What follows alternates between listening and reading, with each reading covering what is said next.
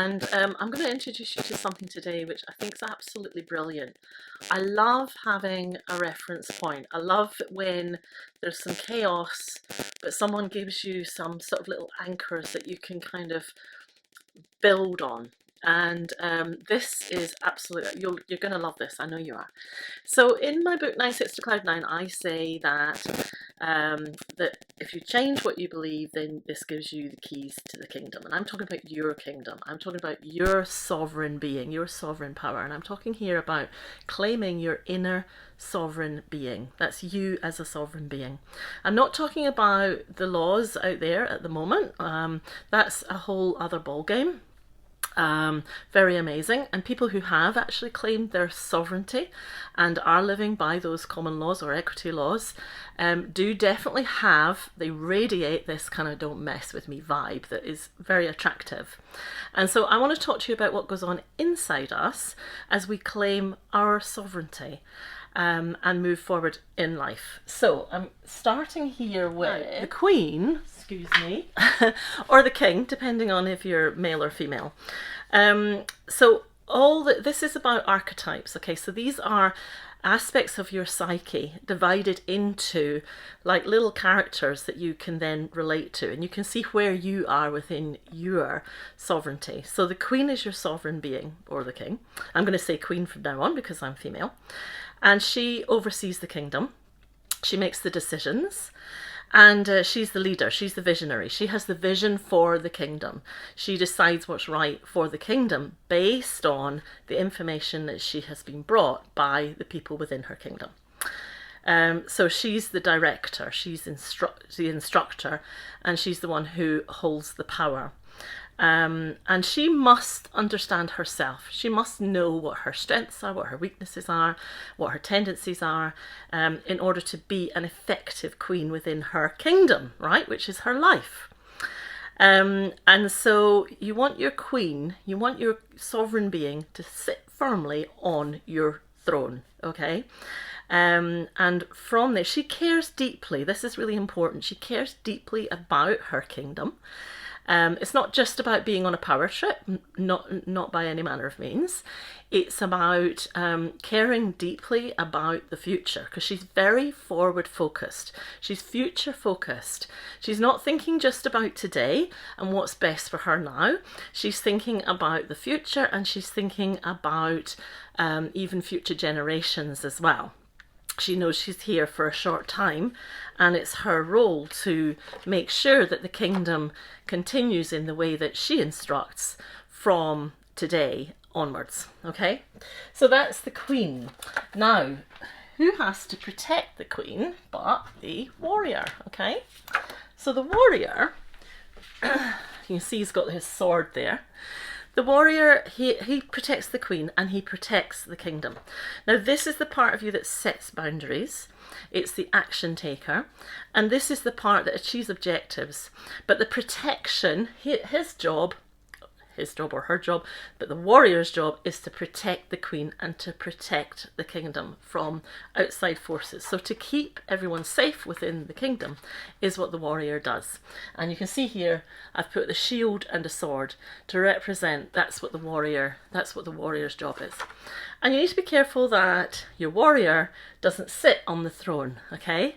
You want your Queen on the throne, and you want it to be very clear that your warrior's job is to protect your Queen and their kingdom, okay? Because the Queen knows that what she holds is very important and very valuable, and she's not just going to move out of the way and let her warrior sit there. So the warrior knows that his job is to protect. All right, so we have also within this kingdom, we have the magician. Okay, he's got a wand. He's represented by a wand. And the magician he's the divine magic channel. His job is to bring the magic in. He's connected to the divine source. And he's the creator. So he holds the keys to the manifestation. So basically, the belief that you hold creates your kingdom. And the magician works with the lover. Oh, sorry, that's the other one. Who creates the desire. So the belief and the desire have to come together for the kingdom's vision to manifest, okay?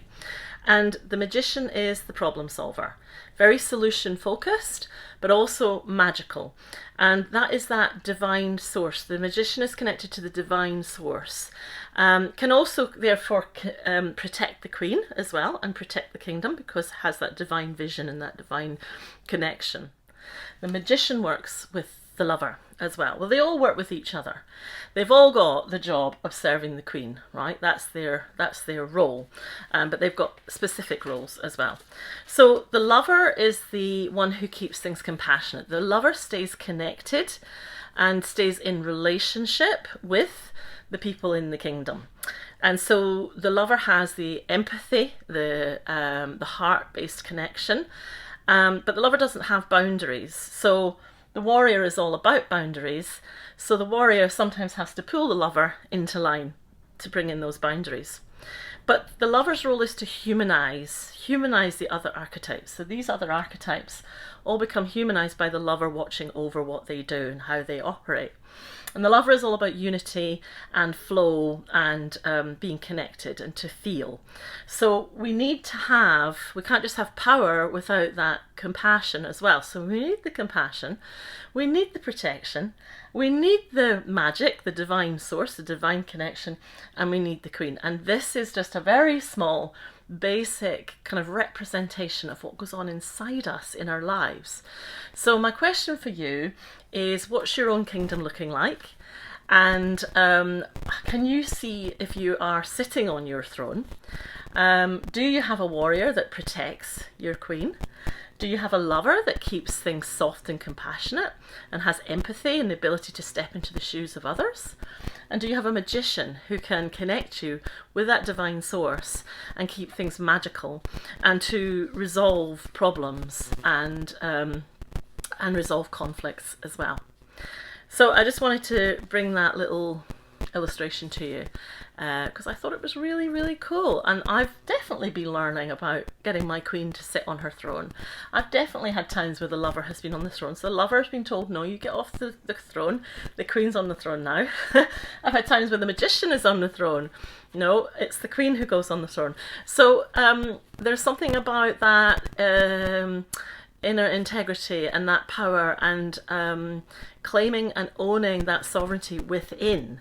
And then when you come to claim your outer sovereignty through the change in laws, which are very simple, don't harm, when you come to claim that outer sovereignty, because you've got this inner sovereignty in place, there's no need for your warrior to fight like it might do if you weren't aware of the need for you to hold your own sovereignty internally, so that you can kind of radiate out this sovereignty and know what your rights are and know where you stand within your own kingdom.